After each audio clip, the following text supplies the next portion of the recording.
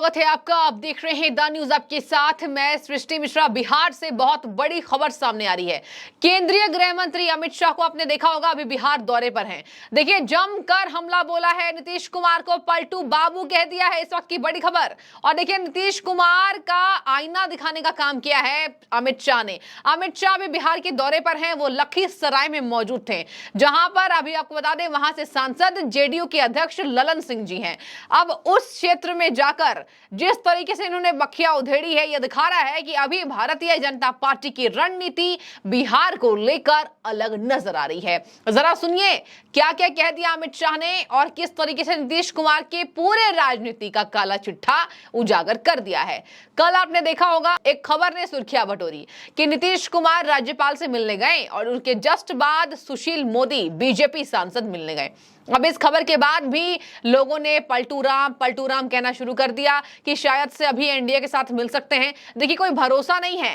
पहले कांग्रेस को छोड़कर नीतीश कुमार लगातार तंज कस रहे थे जब कांग्रेस के साथ ये नहीं थे। अब कांग्रेस पार्टी के सगे हो गए हैं।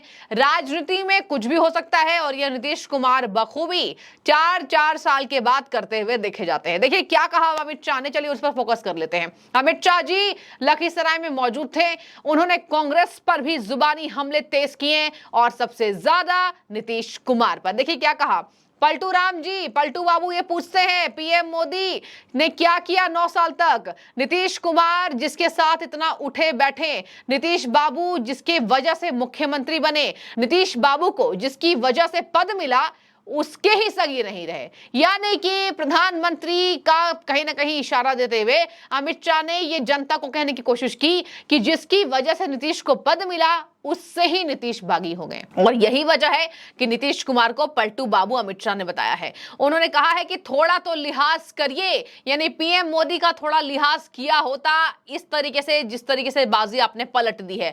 आगे उन्होंने कहा कि मोदी जी के 9 सालों का इतिहास आज मैं आपको बताने आया हूं। देखिए, सरकार के 9 साल पूरे हो गए हैं और इसी को बताने के लिए अमित शाह बिहार दौरे पर हैं। उन्होंने कहा है कि 9 साल पीएम मोदी का गौरवान्वित करने वाला रहा। 9 साल पीएम मोदी का गरीब कल्याण, भारत गौरव, भारत की सुरक्षा के 9 साल हैं। देखिए, बहुत बड़ा हमला नीतीश कुमार पर है। अब चलिए आ जाते हैं कि किस तरीके से राजनीति में उन्होंने रंग बदले हैं, उसको भी अमित शाह ने उजागर किया है। अमित शाह ने साफ तौर पर कहा लालू यादव को कहीं ना कहीं नीतीश कुमार धोखा देंगे। इस वजह से इन्होंने कहा अमित शाह ने कि लालू यादव के साथ जो अभी 60 गांठ दिखाई दे रही है, कुछ भी नहीं, नीतीश कुमार को पीएम नहीं बनना है। नीतीश कुमार को सीएम बने रहने पर ही कहीं ना कहीं पटना में सियासत करना है, यानी कि बिहार में सियासत करना है। और नीतीश कुमार को बिहार का मुख्यमंत्री ही बना रहना पसंद है। यानी कि बार बार जो पीएम फेस नीतीश कुमार के समर्थक बताते हैं, उस पर अमित शाह ने पानी फेर दिया है और कहा है कहीं ना कहीं इनको पीएम नहीं बनना है, केवल और केवल इनको बिहार का सीएम बना रहना है। और इसी वजह से नीतीश की राजनीति कभी इस ओर कभी उस ओर ढलकती हुई नजर आती है। अब देखिए, इन्होंने साफ तौर पर पलटू बाबू तो कहा ही, और इसी वजह से कहा क्योंकि साल 2013 में नीतीश को देखा गया, बीजेपी से नाता तोड़ा इन्होंने, महागठबंधन सरकार बनाई। 2017 में आरजेडी से गठबंधन तोड़ लिया, बीजेपी से हाथ मिला लिया, और अब 22 में बीजेपी से रिश्ता तोड़ महागठबंधन में तेजस्वी लालू के साथ कंधे से कंधे मिलाते हुए ये पलटू राम नजर आए। पलटू राम मैं नहीं कह रही हूं, पलटू राम तमाम देश की जनता नीतीश कुमार को कहती है। अमित शाह ने भी कह दिया। और देखिए अब अमित शाह ने क्या कहा, लालू यादव को मूर्ख बनाना बंद करें नीतीश कुमार, यानी लालू को मूर्ख बना रहे हैं, इनको पीएम नहीं बनना है, इनको सीएम बने रहना है। इसके साथ ही इन्होंने कहा नीतीश कुमार तो कांग्रेस के दरवाजे पर बैठे हैं, वो कांग्रेस जिसका खुद ही कोई धरा नहीं। देखिए, राहुल गांधी पर, कांग्रेस संगठन पर भी जमकर बरसे हैं। अभी जो 23 जून को महाविपक्ष जो है महागठबंधन का जोर देखा गया, विपक्षी एकजुटता देखी गई, उस पर इन्होंने कहा कि जो पटना में 21 दल की बैठक हुई थी वो और कुछ नहीं, 21 लाख करोड़ घोटाले करने वाले विपक्षी नेता वहां बैठे हुए थे।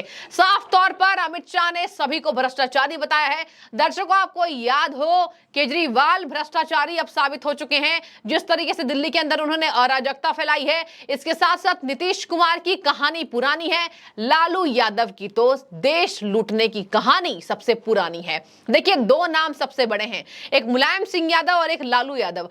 कहा जाता है कि मुलायम सिंह यादव ने यूपी की जनता को बेवकूफ बनाया और लालू यादव ने बिहार की जनता को बेवकूफ बनाया। जनता यहां तक कहती है कि इन दोनों नेताओं का देश बर्बाद करने में सबसे बड़ा हाथ है और इसी लालू के साथ नीतीश कुमार अभी कंधे से कंधे मिलाकर नजर आते हैं और यही वजह है कि नीतीश कुमार को लगातार अमित शाह अपने निशाने पर ले रहे हैं। आगे उन्होंने कांग्रेस की भी बखिया उधेड़ी। कांग्रेस की बखिया इस तरीके से उन्होंने उधेड़ी कि देखिए, कांग्रेस पार्टी तो अजब पार्टी है। इन्होंने अजब पार्टी कह दिया है और कहा कि जो पार्टी इतने सालों तक 22 सालों तक राहुल गांधी को लॉन्च नहीं कर पाई, वो पार्टी की क्या ही कहानी कहें। यानी अमित शाह नीतीश कुमार के साथ साथ कांग्रेस की भी बखियां लखीसराय में उधेड़ कर नजर आए हैं। आपको बता दें, इन्होंने साफ तौर पर मोदी सरकार के कामों को गिनाया। कहा जो मौनी बाबा